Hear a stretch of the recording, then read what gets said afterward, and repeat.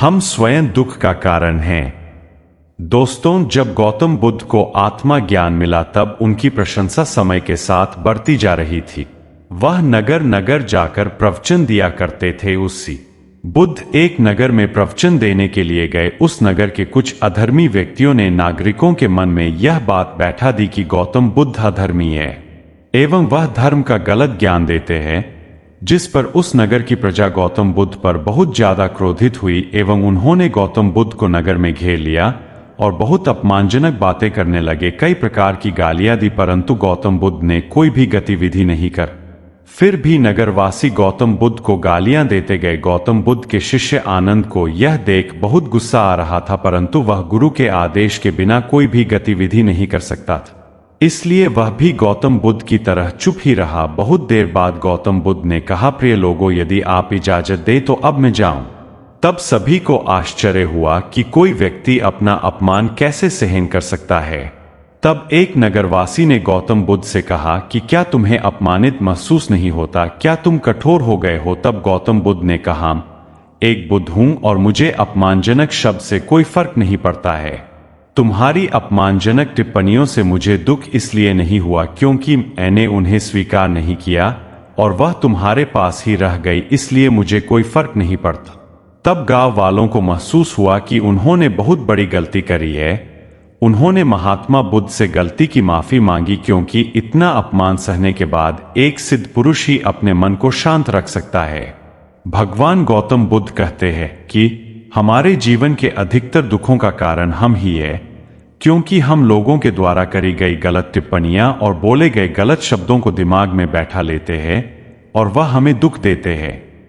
बल्कि हमें तो ऐसा होना चाहिए कि हमें उन शब्दों को स्वीकार ही नहीं करना चाहिए। यदि हम भी गलत टिप्पणियां और अपमानजनक शब्दों को अस्वीकार करना शुरू कर दे तो हमारे जीवन के भी कई दुख समाप्त हो जाएंगे। दोस्तों, वीडियो को लाइक भी करते चले। आश्रम में अहंकार। एक बार दूर नगर के धनी व्यक्ति सेठ मालचंद गौतम बुद्ध के आश्रम में आए। वह सभी के लिए बहुत सारे वस्त्र और बेहतर उपहार ला।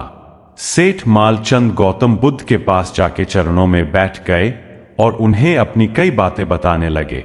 उन्होंने बताया कि उन्होंने नगर में गरीब लाचारों के लिए अनाथालय एवं वृद्ध आश्रम बना, गरीबों को कपड़े भी बांटे। वह अपने नगर के सबसे अमीर व्यक्ति है और उनसे ज्यादा कोई भी अमीर नहीं है।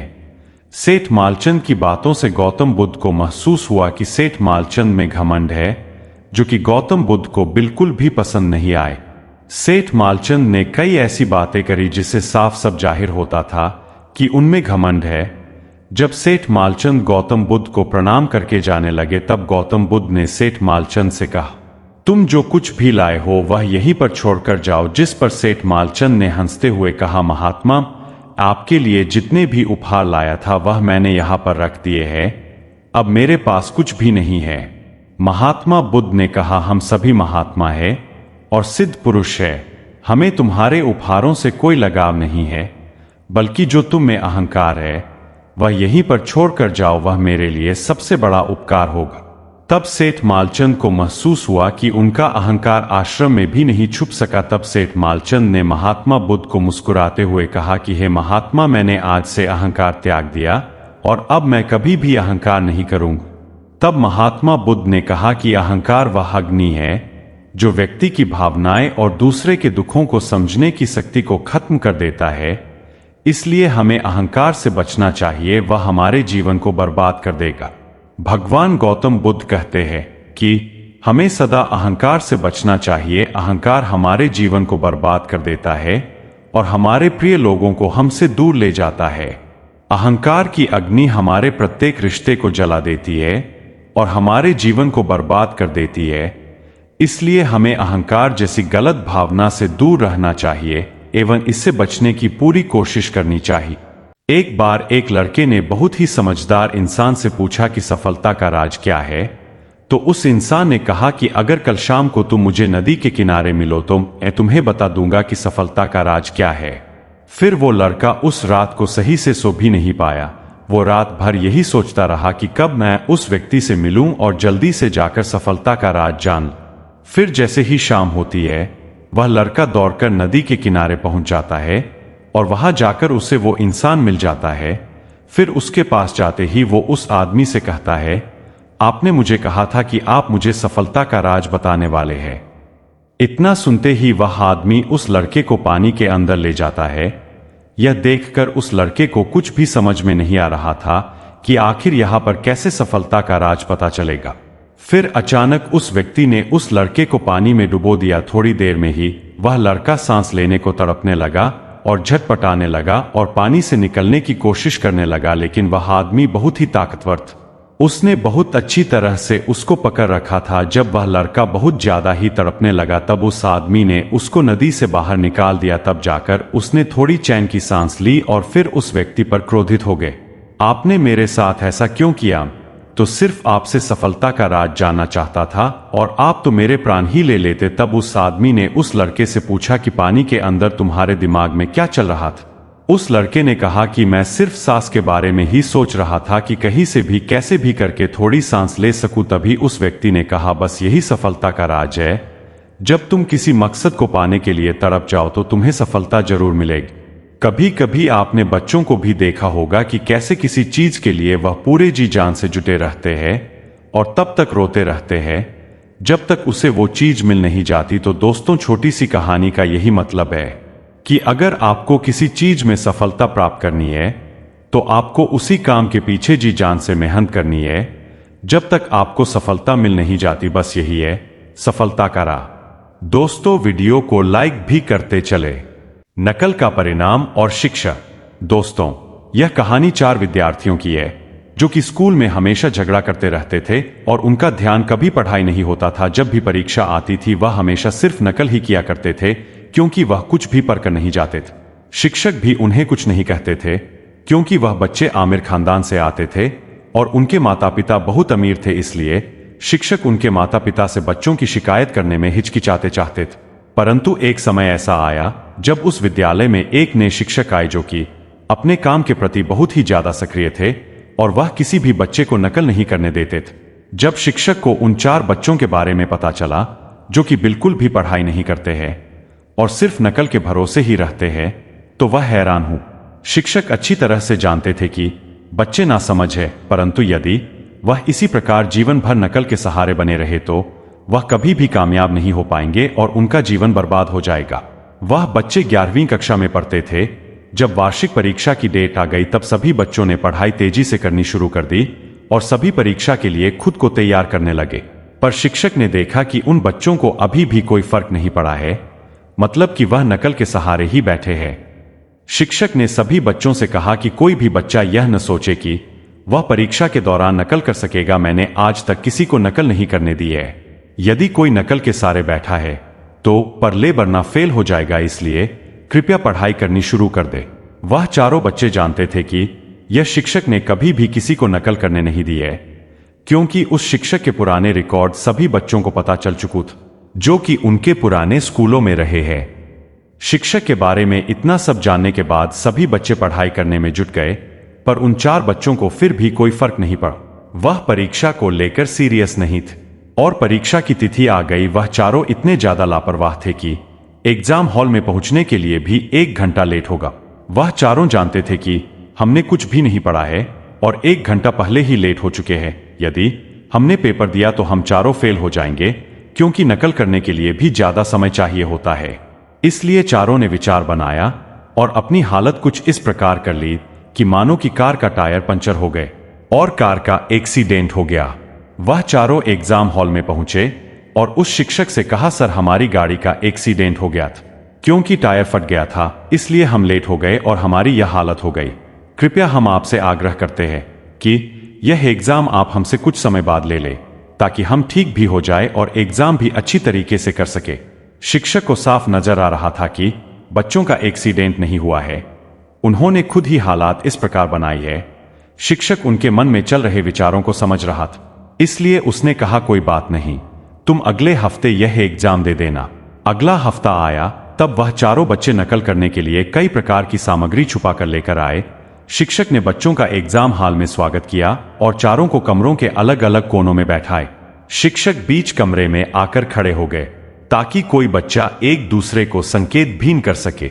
जब बच्चों ने प्रश्न पत्र देखा तो वह हैरान थे, क्योंकि उस प्रश्न पत्र में सिर्फ 2 प्रश्न ही थे और पूरा पेपर ही 100 अंक का था। पहला प्रश्न सिर्फ 1 नंबर का था, जिसमें लिखा था तुम्हारा नाम क्या है, और दूसरे प्रश्न में लिखा था तुम्हारी जो कार का एक्सीडेंट हुआ था उसका कौन सा टायर पंचर हुआ था। यह देखने के बाद चारों बच्चे हैरान थे, क्योंकि यदि उन्होंने अलग अलग टायर के बारे में लिखा तो वह फंस जाएंगे और टीचर उन्हें फेल कर देंगे।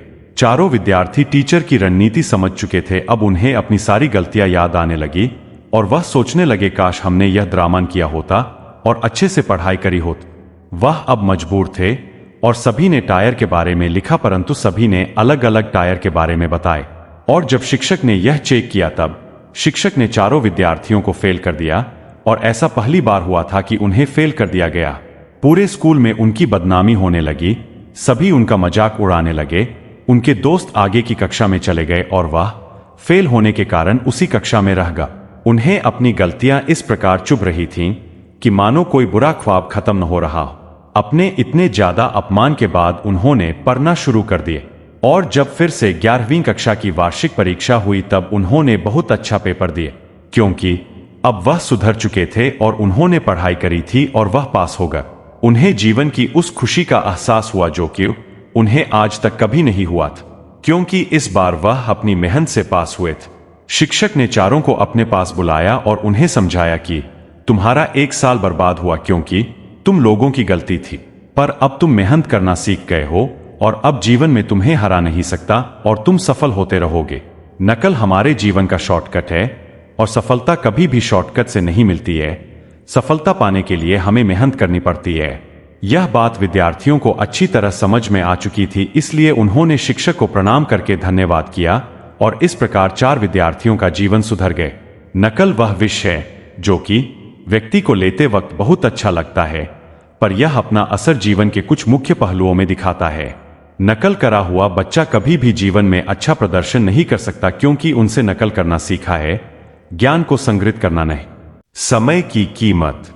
एक बार की बात है, एक गांव में एक बूढ़ा आदमी रहता था। वह बूढ़ा आदमी अपने बेटे से बहुत परेशान था, क्योंकि उसका बेटा बहुत ही नालायक था। वह कोई काम नहीं करता था और बस गांव में इधर से उधर घूमा करता था। तो एक दिन उस बूढ़े आदमी ने अपने बेटे को सबक सिखाने का सोचा।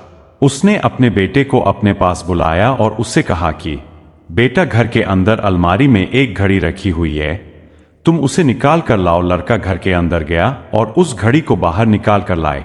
फिर उसके पिता ने उससे कहा कि अब तुम एक काम करो, इस घड़ी को अपने साथ बाजार में लेकर जाओ और जितने लोग भी तुम्हें मिलेंगे सबसे तुम इस घड़ी की कीमत पूछ कर आना।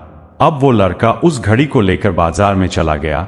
उसने बाजार में सभी लोगों से उस घड़ी की कीमत पूछी। किसी ने उस घड़ी की कीमत 500 बताई, किसी ने 1000 तो किसी ने 800। सभी लोगों ने उस लड़के को उस घड़ी की कीमत अलग अलग बता, और कई लोगों ने एक जैसी। वह लड़का अपने पिता के पास वापस आए और उसने उनसे कहा कि पिताजी, सभी लोगों ने इस घड़ी की कीमत अपने हिसाब से बताई। किसी ने 500, किसी ने 1000 तो किसी ने 800। अब उस बूढ़े आदमी ने अपने बेटे से कहा कि बेटा, ठीक है, घड़ी को तुम अलमारी में रख दो और जाओ। अब अगले दिन फिर से उस बूढ़े आदमी ने अपने बेटे को अपने पास बुलाया और उसे फिर से अलमारी से घड़ी लाने को कहा। लड़का फिर जाता है और अलमारी से घड़ी निकाल कर लाता है, और अब उस बूढ़े आदमी ने अपने बेटे से कहा कि बेटा, जाओ और आज तुम इस घड़ी के अंदर जो समय चल रहा है उसकी कीमत पूछकर आओ। लड़के को समझ नहीं आ रहा था कि उसके पिताजी उससे क्या करवाना चाह रहे हैं। वह दुखी मन से फिर से घड़ी को लेकर बाजार में चला जाता है और सभी लोगों से उस घड़ी के अंदर जो समय चल रहा था उसकी कीमत पूछता है। लोगों को लगता है कि इस लड़के की मानसिक स्थिति ठीक नहीं है। कल यह घड़ी की कीमत पूछने आया था और आज समय की बहुत से लोगों ने उसे भगा दिया और कुछ लोग उस पर हंसने लगे। अब लड़का परेशान हो जाता है और सोचता है कि यह मेरे साथ क्या हो रहा है। तभी वह आखिरी बार एक बूढ़े आदमी की दुकान पर जाता है। वह बूढ़ा आदमी बहुत व्यस्त था। वह लड़के का सवाल सुनते ही समझ गया कि लड़का उससे क्या पूछना चाह रहा है। उस बूढ़े आदमी ने अपना कुछ समय निकालकर लड़के से कहा, बेटा, यह जो समय है ना, जिसकी तुम कीमत पूछ रहे हो, इसकी कोई कीमत नहीं लगा सकता है, तुम करोड़ों रुपए देकर भी अपनी जिंदगी का एक सेकंड वापस नहीं ला सकते हो, इसीलिए इस टाइम का सही उपयोग करो। टाइम की एक अच्छी बात है और एक बुरी बात है। बुरी बात यह है कि टाइम गुजर जाता है और अच्छी बात यह है कि तुम उसे किन चीजों में गुजारते, यह तुम्हारे हाथ में होता है। सभी के पास दिन में 24 घंटे होते हैं, अमीर के पास भी और गरीब के पास भी, बस यह तुम्हारे हाथ में है कि तुम उस टाइम से क्या नया कर सकते हो। तो अपने एक एक पल का हिसाब रखो कि तुम उन्हें किन चीजों में उड़ा रहे। उस बूढ़े आदमी की बात सुनकर उस लड़के की आंखें खुल सी गई, मानो उसमें एक बड़ा बदलाव आ गया हो। और फिर वह अपने पिताजी के पास उस घड़ी को लेकर गए और उन्हें सारी बात बताई और उस दिन के बाद से उस लड़के की जिंदगी बदल गई। दोस्तों, कहते हैं कि टाइम सबके लिए फ्री है, लेकिन वह अमूल्य है, वह कीमती है। तुम उसे खरीद नहीं सकते, लेकिन तुम उसे इस्तेमाल कर सकते हो। तुम उसे रख नहीं सकते हो, लेकिन तुम उसे खर्च कर सकते हो। और अगर एक बार तुम इसे गवा देते हो तो तुम इसे कभी भी वापस नहीं पा सकते हो। तो अपने टाइम का सही उपयोग कर। दोस्तों, भगवान गौतम बुद्ध का एक शिष्य था जिसका नाम रविंद्र था। रविंद्र एक छोटे से गांव में रहता था। वह बहुत ज्यादा गरीब था, जिसका मुख्य कारण था रविंद्र के पिता का कुछ समय पहले एक एक्सीडेंट हो गया था, जिसमें ज्यादा घायल होने के कारण रविंद्र के पिता के दोनों कंधे कार्य करने में असक्षम हो गए थे, जिस कारण डॉक्टरों को उन्हें हटाना पड़ा। इसलिए रविंद्र का परिवार बहुत ही ज्यादा लाचारी की स्थिति से गुजर रहा था। एक्सीडेंट से पहले रविंद्र के परिवार की मुख्य आय का स्रोत उनका खेत था, जिसमें वह खेती करते थे और फसल को बेचकर अपना गुजारा करते थे। परंतु वह खेती बहुत ज्यादा कम होती थी, जिस कारण उन्हें कभी भी किसी प्रकार का सुख नहीं मिल पाए। जब रविंद्र के पिता दिव्यांग हो गए तब उन्होंने वह खेती एक व्यक्ति रामू प्रसाद को बटाई पर दे दी, ताकि वह उसमें फसल करे और आधी फसल रविंद्र के परिवार को दे दे। क्योंकि रविंद्र के पिता अब दिव्यांग हो चुके थे, वह फसल करने के लायक नहीं थे। वह व्यक्ति रविंद्र के खेत में फसल करने लगा और उसने रविंद्र के पिता को आधा हिस्सा देना भी शुरू कर दिया। जब रविंद्र के पिता दिव्यांग हो गए तब रवि को अक्सर बच्चे कहा करते थे कि दिव्यंका का बेटा। यह बात रविंद्र को कभी कभार इतनी ज्यादा बुरी लगती थी कि वह अकेले में जाकर रोने लगता था। एक बार रविंद्र के पिता और मां आपस में बात कर रहे हैं कि उनके खेत की फसल कटे काफी समय हो चुका है, परंतु अभी तक रामू प्रसाद उनका हिस्सा देने नहीं आए। रविंद्र के पिता ने कहा, उससे पूछने जाता हूं। रविंद्र के पिता रामू प्रसाद के घर गए तब उन्हें पता चला कि रामू प्रसाद ने रविंद्र के पिता के खेत पर कब्जा कर लिया है, जिस वजह से वह उनके हिस्से की फसल उन्हें नहीं दे रहा है। गांव वालों को दिखाने के लिए रामू ने झूठे दस्तावेज बनवा लिए थे। यह सब देखने के बाद रवि की आत्मा मानो रोने लगी है। उसने अपने पिता को कभी इतना लाचार नहीं देखा था। वह जानता था कि उसके पिता की लाचारी का फायदा उठाया जा रहा है। रविंद्र समझदार बच्चा था। उसने अगले दिन रविंद्र ने पुलिस को बुलाया, परंतु रामू प्रसाद ने पुलिस को वह झूठे दस्तावेज दिखा दिया। इसलिए पुलिस कुछ नहीं कर पाई और वहां से चली गई। रविंद्र अपने पिता की लाचारी को महसूस करके मन ही मन रो रहा था। शिक्षिका ने रविंद्र को समझाया कि जो हुआ उसे जाने दो। अब तुम यह बात अच्छी तरह समझ लो कि तुम अगर शिक्षित होकर सरकारी अफसर बने तो अपने माता पिता के अपमान का बदला ले सकते। रविंद्र को यह बात समझ में आ गई और रविंद्र की शिक्षिका ने रविंद्र से कहा कि तुम आईएएस ऑफिसर बनो। तुम्हारा यह पद देख तुमसे ईर्ष्या करने वाले सभी लोग अपने आप सुधर जाएंगे और तुम्हें सम्मान देंगे। रविंद्र का खेत कब्जा हो चुका था, इसलिए रविंद्र की मां ने दूसरों के घरों में काम करना शुरू कर दिया ताकि वह परिवार को चला सके। रविंद्र ने आईएएस ऑफिसर बनने के लिए रात रात भर पढ़ाई करनी शुरू कर दी। उसने 12वीं में पूरे गांव के सभी बच्चों से सबसे ज्यादा अंक लाए और वह आगे की पढ़ाई करने के लिए शहर चला गया। रविंद्र की मां इतना ज्यादा नहीं कमा पाती थी कि वह शहर में रविंद्र की पढ़ाई का खर्चा उठा पाए, इसलिए रविंद्र शहर में सुबह 4 बजे उठकर न्यूज़पेपर बेचने जाया करता था, जिसके बाद वह सुबह पढ़ने भी जाया करता था। इस प्रकार वह अपनी पढ़ाई के लिए पैसे जुटा लेता था। करीबन 5 साल तक लगातार शहर में आईएएस ऑफिसर की तैयारी करने के बाद एक वक्त ऐसा आया जब वह आईएएस ऑफिसर बन गया और उसे उसी के गांव के जिले में नौकरी के लिए भेजा गया, क्योंकि रविंद्र चाहता था कि उसे उसी के गांव के पास भेजा जा। जब रविंद्र अपने गांव में आईएएस ऑफिसर बनकर आया तब सभी लोग उसे नमस्ते करने लगे। रविंद्र ने रामू प्रसाद को बुलाया और कहा कि उस जमीन के कागज दिखाओ जिसे तुमने अपना बताकर मेरे पिता का पूरे गांव में अपमान करवाया था। जब रामू प्रसाद वह कागजात लेकर आया तब आईएएस ऑफिसर रविंद्र ने उन कागजों की पहचान कर ली कि वह फर्जी है। रविंद्र समझ गया कि रामू प्रसाद ने पुलिस वालों को पैसे दिए थे, जिस कारण पुलिस ने रविंद्र के पिता की सहायता नहीं करी थी। रविंद्र ने वह जमीन का केस कोर्ट में डाला जिसमें कोर्ट ने निष्पक्ष फैसला किया और रविंद्र के पिता के नाम वह जमीन दोबारा होगा। जब रविंद्र के गांव में आने की खबर उसकी शिक्षिका को हुई तब शिक्षिका रवि के घर आई। रविंद्र रोते हुए शिक्षिका के कदमों में गिर गया और प्रणाम करके धन्यवाद किए। शिक्षक ने जाते समय रविंद्र से एक बात कही, शिक्षा एकमात्र हथियार है जिससे हम जीवन को सुधार सकते हैं और अपने अपमान का बदला ले सकते हैं। दोस्तों, हमें यह सीख मिलती है कि शिक्षा हमारे जीवन को विकसित करती है और हमें सम्मान दिलाती है। शिक्षा के माध्यम से सामाजिक एवं खुद का विकास किया जा सकता है। अधिकतर मामलों में अशिक्षित व्यक्तियों का शोषण अन्य प्रकारों से किया जाता है, इसलिए व्यक्ति का समाज में शिक्षित होना आवश्यक है ताकि उसका कोई शोषण कर सके और वह शांतिपूर्ण जीवन जी सके। एक गांव में एक लोहार रहा करता था। वह बहुत मेहनती था, दिन रात जलती भट्टी के सामने बैठकर काम किया करता था, जिसकी वजह से उसके घर में कभी पैसों की कमी नहीं आती थी। लेकिन उसका एक लाडला बेटा था जो उसके कमाए हुए पैसों को पानी की तरह खर्च किया करता था। यह बात लोहार को बहुत बुरी लगती थी, लेकिन वह करे भी तो क्या करे, वह उसका इकलौता बेटा था। वो उसे डायरेक्ट मना भी नहीं कर सकता था। लेकिन एक दिन लोहार ने अपने बेटे को सबक सिखाने के बारे में सोचा। वो अपने बेटे को पास बुलाता है और कहता है कि बेटा, आज के बाद तुम्हें मुझे हर रोज 10 रुपए कमा कर देना होंगे और अगर तुम ऐसा नहीं कर पाओगे तो तुम्हें शाम का खाना नहीं मिलेगा। पिता की यह बात सुनने के बाद लड़का बहुत ज्यादा परेशान हो जाता है और वह काम की तलाश में निकल जाता है। पूरा दिन बहुत भटकने के बाद भी उसे कोई काम नहीं मिलता तो वापस अपने घर लौट जाता है। लेकिन जैसे ही शाम होती है उसे अपने पिता की कही हुई बात याद आती है, तो लड़का अपनी मां के पास जाता है और अपनी मां से 10 रुपए लेकर अपने पिता को दे देता है। वह लोहार उन रुपए को लेकर जलती आग की भट्टी में फेंक देता है। फिर कुछ दिनों तक यही सिलसिला चलता रहता है। वो लड़का रोज अपनी मां से 10 लेकर आता है और अपने पिता को दे देता है और उसके पिता उन पैसों को जलती आग की भट्टी में डाल देता है।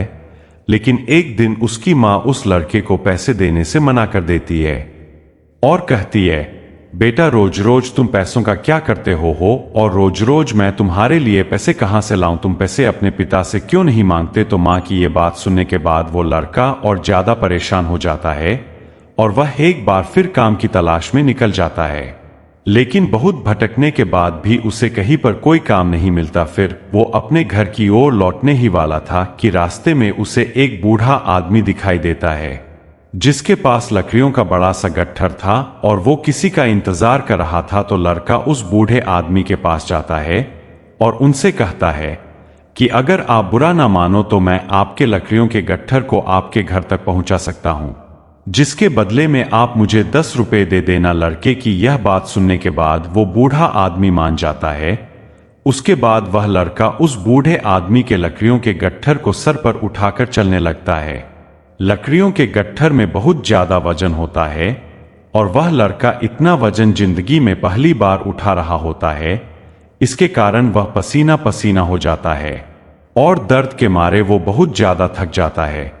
लेकिन जैसे तैसे वो लड़का उस लकड़ियों के गट्ठर को उस आदमी के घर तक पहुंचा देता है और उनसे 10 रुपए लेकर सीधा अपने पिता के पास जाता है और अपने पिता को वो पैसे दे देता है।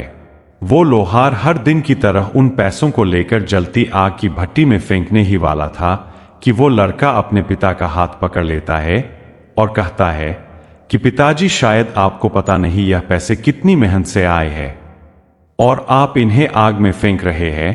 तो लोहार कहता है कि बेटा, यही बात तो मैं तुम्हें कब से समझाना चाहता हूं कि जो दिन रात इस जलती आग की भट्टी के सामने बैठकर मेहनत करता हूं, मेरी इस मेहनत की कमाई को तुम पानी की तरह क्यों खर्च कर रहे हो? तुम्हें कब समझ आएगा कि पैसा बहुत कीमती होता है, पैसे को कमाने के लिए बहुत मेहनत करनी पड़ती है।